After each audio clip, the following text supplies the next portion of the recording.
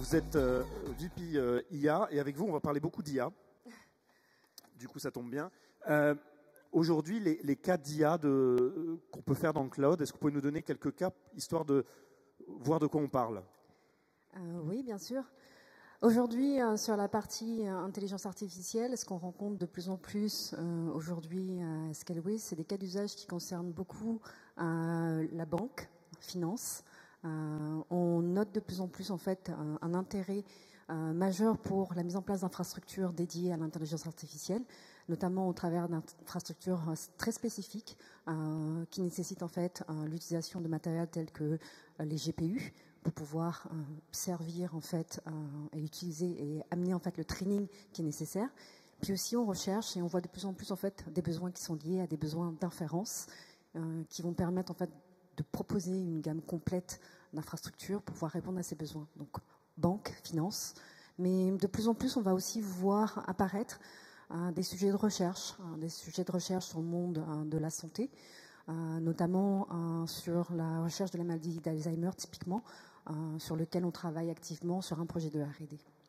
Et aujourd'hui, vous mettez à disposition de vos clients dans votre cloud des machines spécifiquement conçues pour l'IA. Qu'est-ce qu'elles apportent ces machines? Est-ce qu'on a des exemples de benchmark de ce qu'apportent ces machines par rapport à des machines traditionnelles qu'on trouve dans le cloud? Oui, bien sûr. On a lancé en février dernier notre gamme Render S, qui est un premier type de machine GPU spécialement conçu par Scaleway avec l'optique en fait d'avoir le meilleur ratio performance-prix. Ces machines en fait elles se différencient par rapport à ce qu'on peut retrouver justement parce qu'elles vont permettre en fait de démocratiser l'AI de manière globale. D'accord. Et est-ce que vous avez fait des benchmarks justement de... Oui, bien sûr. Donc, si on prend un exemple, aujourd'hui, comme je vous disais, on travaille sur des sujets applicatifs. Donc, parmi les sujets applicatifs sur lesquels on travaille notamment sur la partie computer vision. Donc, un des sujets en computer vision, c'est notamment ce qu'on appelle la frontalisation. Donc, la capacité à utiliser une image 2D et à la reconvertir en fait en visage 3D. Et dans ce cas d'usage, typiquement, en faisant un test simple, un benchmark simple sur le training qui est fait sur des machines GPU versus un training qui va être effectué sur CPU, on a en fait typiquement un ratio extrêmement important. Donc, ce qui va prendre 18 minutes sur un training GPU pour la frontalisation prend 8h30 sur CPU. D'accord, donc on a un vrai gain de temps de calcul en fait avec ces machines, mais c'est vrai que quand on s'est eu au téléphone, j'ai dit mais c'est super cher en fait. Et pourquoi ces machines-là sont aussi chères en fait?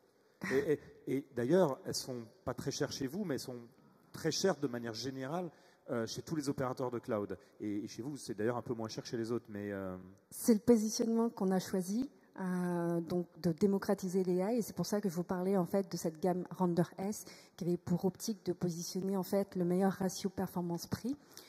Pourquoi est-ce que c'est cher? Parce qu'aujourd'hui, en fait, un des sujets dont on parle peu quand il s'agit d'AI, c'est des problématiques d'infrastructure qui sous-tendent en fait le déploiement de ces applications et l'utilisation de ces applications.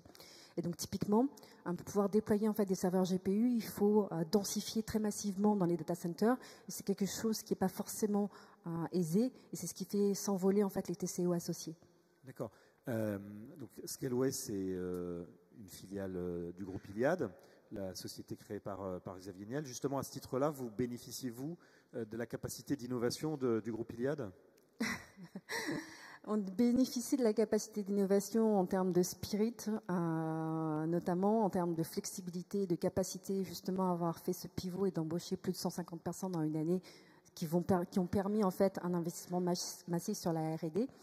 Je pense qu'on bénéficie également d'un point important qui est l'économie d'échelle. Aujourd'hui, on opère nos data centers depuis plus de 20 ans. Et les coûts en fait opérationnels qui sont associés pour le run de ces data centers n'est pas comparable à ce qu'on pourrait retrouver à une petite start-up qui aujourd'hui se lancerait dans le cloud. D'accord.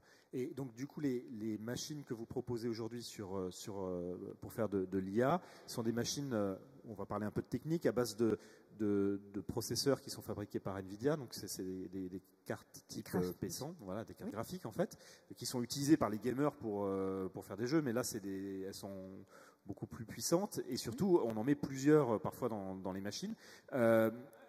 pour faire baisser les prix, il y a des nouveaux types de processeurs qui vont arriver, graphiques, de nouveaux types de processeurs graphiques qui vont arriver. Ça va arriver quand et ça va être de quel type? Alors, effectivement, sur cette première gamme Render-S, on a fait le choix d'industrialiser des NVIDIA P100.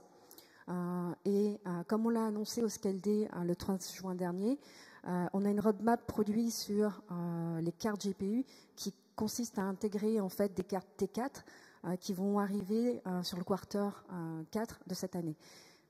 D'accord. Et ces cartes-là, qu'est-ce qu'elles vont apporter? Alors, ces cartes, elles sont extrêmement intéressantes et c'est ce qui a motivé notre choix, parce que c'est des cartes qui ont une empreinte électrique beaucoup moins importante. Je vous parlais de densification et de problématiques liées à l'industrialisation. Aujourd'hui, en fait, sur des baies GPU, c'est des baies qui sont hors normes. Là où une baie normale fait 3 kW, pour des baies GPU, on est en dizaines de kW. Et donc, grâce à ces cartes T4 de NVIDIA, on va pouvoir diviser par 3 en fait, l'empreinte électrique et donc densifier de manière plus importante. Donc en fait, tous les entreprises qui veulent se lancer dans l'IA vont bénéficier chez vous, mais j'imagine aussi chez d'autres, parce qu'il y a un bouleversement au niveau des processeurs vers la fin d'année, de nouvelles machines qui vont permettre d'accélérer très très rapidement les usages et puis de faire baisser les prix, en fait, c'est ça? Oui, très progressivement, en fait, on voit très bien l'émergence des T4 qui était initialement pas forcément annoncée sur la roadmap produit de NVIDIA, montre bien que NVIDIA a conscience, et notamment tous les acteurs de l'AI, ont conscience en fait que l'industrialisation en fait, et le hardware qui sous-tendent les services applicatifs d'AI sont extrêmement durs. Aujourd'hui, il y a des problématiques électriques et d'industrialisation qui sont très importants. Et donc l'apparition des T4 sur cette roadmap est un indicateur, et on verra au fur et à mesure, pour NVIDIA, mais pour tous les autres acteurs aujourd'hui qui fournissent du hard dédié, une évolution vers ce ratio entre performance et empreinte. Donc là, on a un indicateur avancé, entre guillemets, qui nous dit qu'il va y avoir de plus en plus, voire une accélération très très rapide des projets d'IA chez les utilisateurs entreprises. Il faut, et effectivement, il va y avoir, selon les dernières études de Gartner, typiquement, si on fait la comparaison sur un sujet très précis, celui de la FinTech, dont je vous ai parlé, il y a 46% des CTO qui disent penser déjà et se préoccuper par rapport au sujet de l'IA, et il n'y en a que 6% qui ont décidé d'activement passer à l'action. Donc on va se rendre compte que ce marché va évoluer, mais il est directement corrélé à la capacité à faire. Et cette capacité à faire, elle est applicative, mais elle est aussi hardware. Et dans le monde du hardware, typiquement, c'est un marché qui est projeté à plus de 115 milliards de dollars d'opportunités. Donc vers la fin de l'année, on va voir une accélération normalement avec la mise à disposition du hardware. Progressivement, oui, de plus en plus. Alors après le hardware, il y a quand même aussi le software.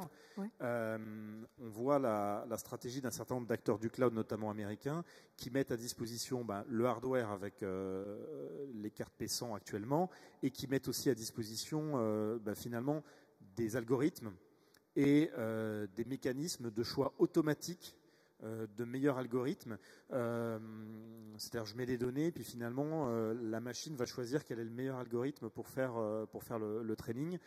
Aujourd'hui, justement, comment est-ce que vous voyez cette évolution du marché ? C'est une évolution qui est logique, tout simplement parce que le deuxième culprit qui peut arriver après la partie industrialisation, on va dire physique de l'AI, c'est la partie en fait processing. Aujourd'hui, c'est extrêmement difficile de processer en fait des pipelines de modèles.